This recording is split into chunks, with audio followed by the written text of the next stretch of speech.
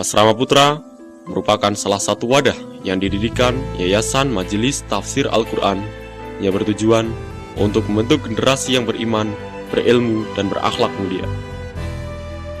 Pendidikan di Yayasan Majelis Tafsir Al-Quran Surakarta diselenggarakan untuk membina siswa agar menjadi manusia yang bertakwa.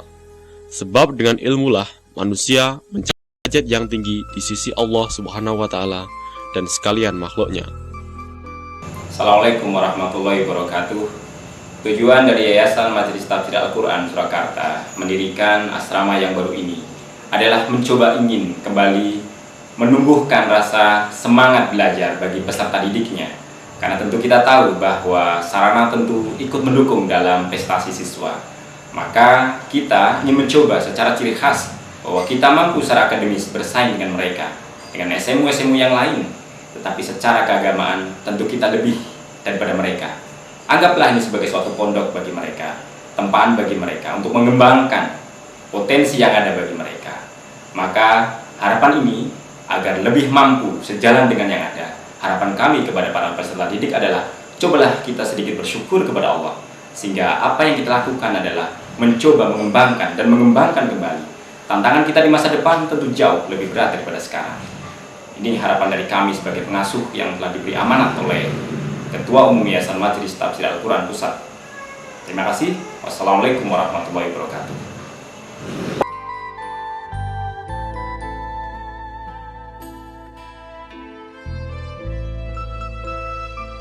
Ruang operator. Ruang operator adalah ruangan yang digunakan untuk melaksanakan tugas dan untuk memantau segala kegiatan siswa yang berada di asrama. Ruangan ini adalah ruangan terpenting sebagai pendukung proses pendidikan. Ruangan ini memiliki multifungsi, yakni sebagai tempat koordinasi, sebagai ruang penyimpanan keadministrasian asrama, juga sebagai tempat persidangan oleh pembina terhadap siswa yang melakukan pelanggaran. Ruang koperasi. Ruang koperasi adalah ruangan yang digunakan untuk melayani keperluan santri. Ruang koperasi terletak di samping ruang OKS asrama. Dalam pengaturannya, koperasi merupakan warung pelajar, sehingga untuk memanfaatkan fasilitas tersebut, para santri tidak merasa terbebani dalam artian harga-harga barang yang dijual tergolong relatif lebih murah dibanding di luar asrama. Ruang makan. Asrama Putra memiliki ruangan sebagai tempat makan para santri. Ruangan makan yang didesain model restoran dengan dilengkapi ruang dapur yang kondusif serta nyaman, sangat mendukung para santri dalam melepas penat dan rasa lapar. Dalam kegiatan makan bersama, ada beberapa unsur pendidikan yang bisa diambil. Antara lain, santri diwajibkan antri. Dalam hal ini, santri dituntut sabar dan para santri harus bisa menghargai rekannya yang lain, sehingga proses ini dapat menciptakan sikap dewasa pada diri santri. Etika dan estetika pun digembleng di sini. Ruang olahraga. Aktivitas dalam proses pendidikan yang begitu padat dapat menimbulkan kepenatan pada santri yang ujung-ujungnya adalah stres. Sehingga untuk mengantisipasi itu semua, Asrama Putra dilengkapi berbagai fasilitas olahraga sebagai penyehat dan pengobat stres. Adapun fasilitas keolahragaan tersebut antara lain ruang bulu tangkis. Dalam mempermudah pengaturan, didirikan berbagai klub bulu tangkis. Klub-klub ini langsung dikoordinir oleh bagian olahraga dalam kepengurusan Asrama Putra. Di waktu tertentu juga diadakan pertandingan antar klub tersebut. Pengguna lapangan bulu tangkis ini tidak hanya dari pihak asrama, tetapi secara berkala diadakan pertandingan persahabatan dengan berbagai cabang, MTA maupun instansi lainnya. Sehingga pemanfaat fasilitas ini bisa maksimal, baik dalam proses pendidikan maupun proses dakwah yang memang sejak awal dicanangkan oleh Yayasan Majelis Tafsir Al-Quran. Ruang tenis meja. Dengan lengkapnya fasilitas pendukung, santri bisa melampiaskan bakat dan minat mereka, termasuk di bidang tenis meja. Ruangan yang digunakan dalam olahraga ini memiliki konstruksi yang sama dengan konstruksi kamar santri. Pemanfaatan fasilitas ini belum begitu maksimal, mengingat kurang populernya olahraga ini di kalangan masyarakat, khususnya masyarakat asrama sendiri. Ruang rapat. Dalam penyiapan berbagai kegiatan pendukung proses pendidikan di Asrama Putra, sangat diperlukan rapat atau musyawarah.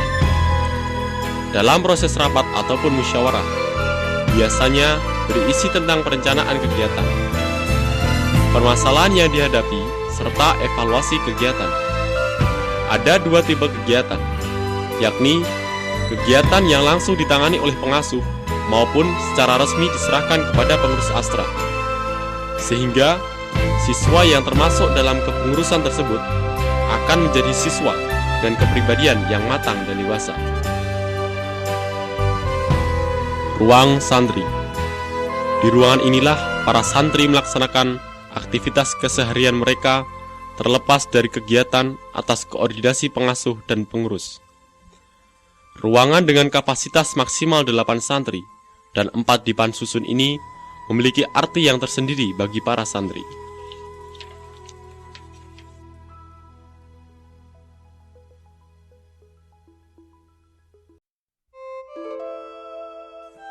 Kegiatan santri.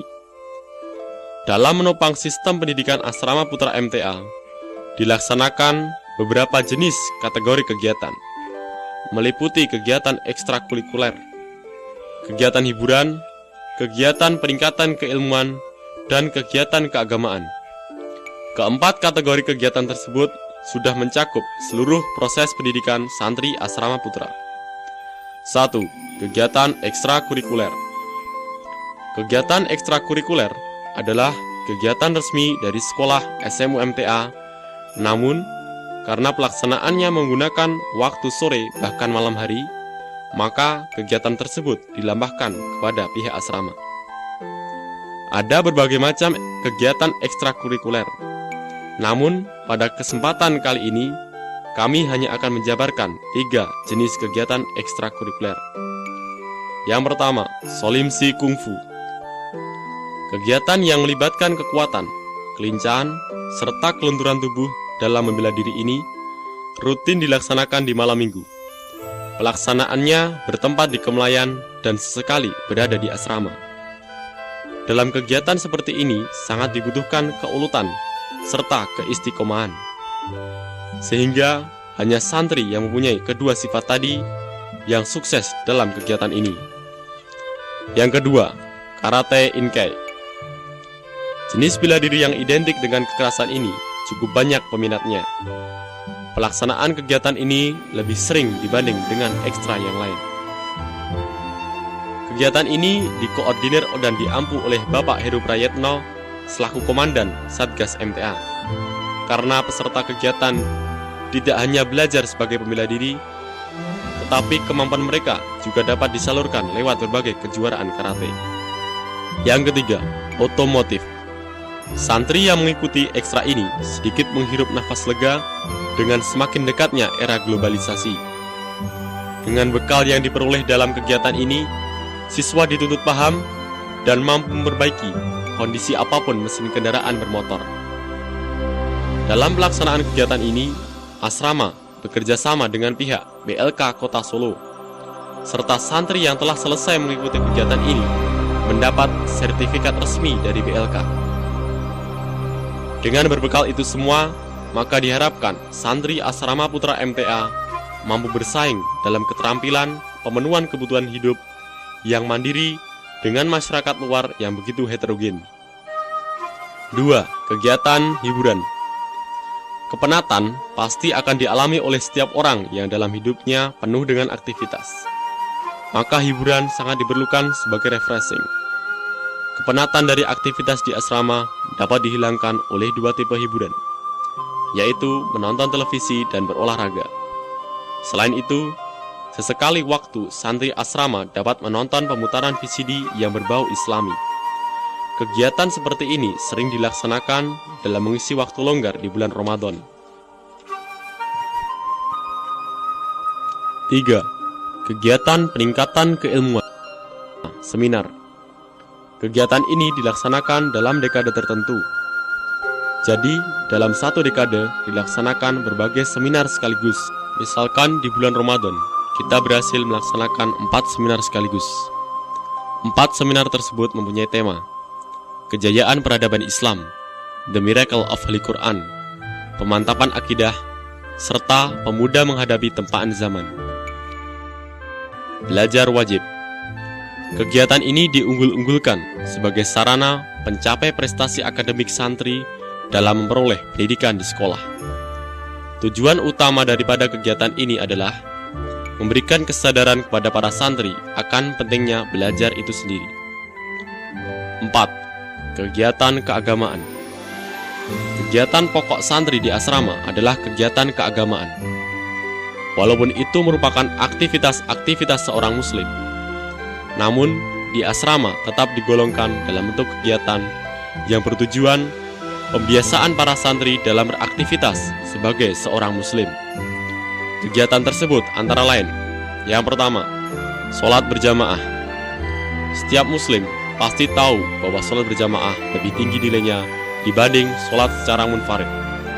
Apalagi sholat berjamaah yang dikerjakan di awal waktu. Maka, salah satu pondasi sistem pendidikan di asrama dalam menciptakan generasi muslim yang handal adalah sholat berjamaah di awal waktu. Yang kedua, muhadharah atau khitbah. Asrama Putra MTA juga berperan dalam rangka penciptaan ulama-ulama handal, yakni dengan muhadharah. Muhadharah adalah suatu kegiatan melatih para santri dalam berbicara di depan banyak orang. Selain melatih mental, kepandaian dalam menyusun materi yang disampaikan pun dilatih. Yang ketiga, qiraah. Qiraah merupakan kegiatan wajib yang sangat diutamakan setelah sholat berjamaah. Siswa yang akan menjadi warga asrama akan diidentifikasi dalam hal kemampuan dalam membaca Al-Quran. Siswa yang dirasa kurang mampu dalam membaca Al-Quran akan mendapatkan bimbingan khusus dari kakak kelas mereka atas koordinir dari pengasuh. Ini menunjukkan bahwa tidak ada sistem seleksi dalam menjadi warga asrama.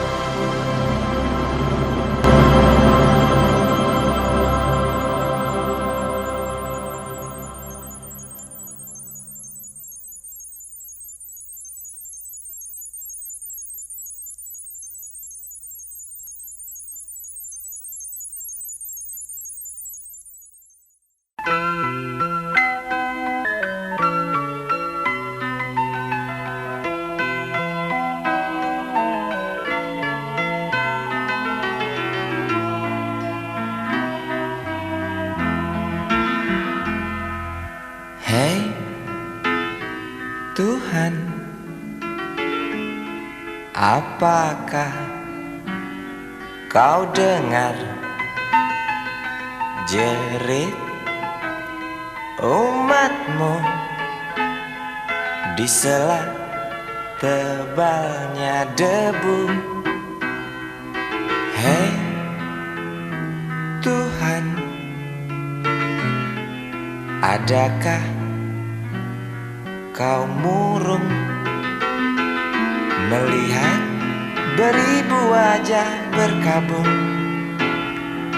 di sisa gelegar Galunggung?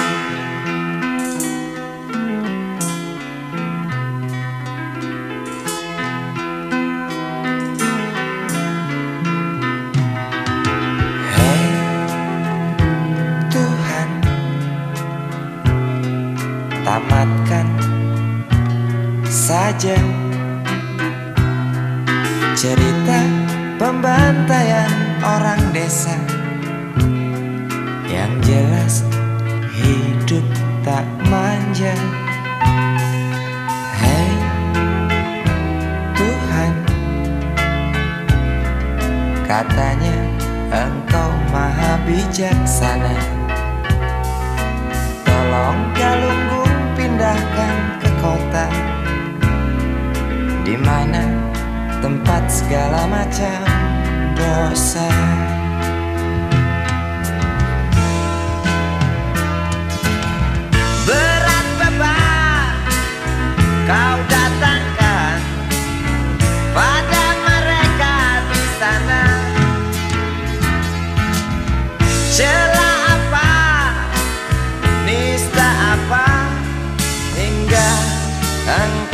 begitu murka, sungguh ku tak mengerti.